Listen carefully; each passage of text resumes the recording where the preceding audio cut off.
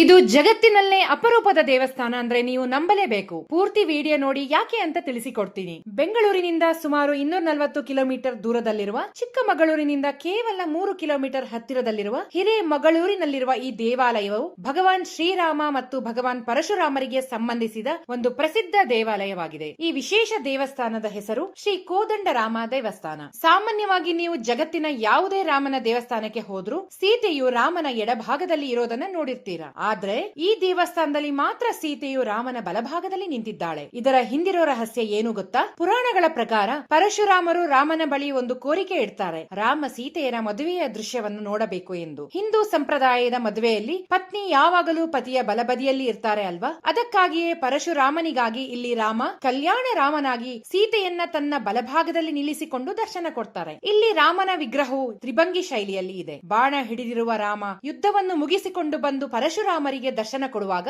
ಕೋದಂಡವನ್ನ ಹಿಡಿದಿದ್ದರಿಂದ ಕೋದಂಡ ರಾಮನ ಶೈಲಿ, ಹಾಗೆಯೇ ಕಲ್ಯಾಣ ಸೇವೆಯನ್ನು ಮಾಡಿದ್ದರಿಂದ ಕಲ್ಯಾಣ ರಾಮನ ಶೈಲಿಯಲ್ಲಿ ಕಾಣಬಹುದು. ದೇವಾಲಯಗಳಲ್ಲಿ ಸಂಸ್ಕೃತದಲ್ಲಿ ಮಾತ್ರ ಪಠಣೆ ಮಾಡೋದು ಸಾಮಾನ್ಯ. ಆದರೆ ಈ ದೇವಸ್ಥಾನದಲ್ಲಿ ಕನ್ನಡದಲ್ಲಿ ವಿಶೇಷವಾಗಿ ಮಂತ್ರ ಹೇಳುವುದಲ್ಲದೆ ದೇವಾಲಯದ ಗೋಡೆಗಳಲ್ಲಿ ಕನ್ನಡದ ಬರಹಗಳನ್ನು ನಾವೆಲ್ಲ ಕಾಣಬಹುದು. ರಾಮನ ಎಲ್ಲ ದೇವಸ್ಥಾನಗಳಲ್ಲಿಯೂ ನೀವು ಆಂಜನೇಯ ಮೂರ್ತಿಯನ್ನು ಸಾಮಾನ್ಯವಾಗಿ ನೋಡಬಹುದು. ಆದರೆ ಈ ದೇವಸ್ಥಾನದಲ್ಲಿ ಆಂಜನೇಯ ಮೂರ್ತಿ ಇಲ್ಲ.